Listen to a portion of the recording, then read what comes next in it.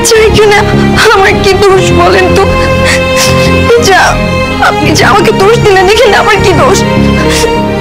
এক তো আপনার ফ্যামিলি আমাকে জোরপূর্বক আপনার সাথে বিয়ে দিয়েছে। আমি তো একবারও বলিনি যে আমি আপনাকে বিয়ে করতে চাই।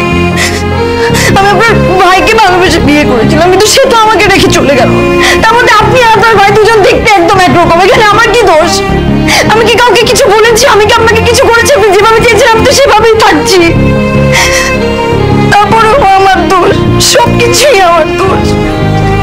আপনার ভাইয়ের সাথে আমি ঠিক মতো সংসার করতে পারলাম না, এখন যখন আমি একটু সংসার করতে যাচ্ছি সেখানেও সমস্যা। সবকিছুই আমার দোষ।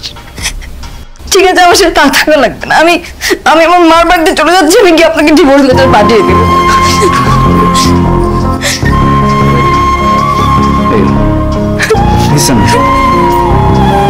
I'm sorry, আমি এভাবে রিয়েক্ট করতে চাইনি।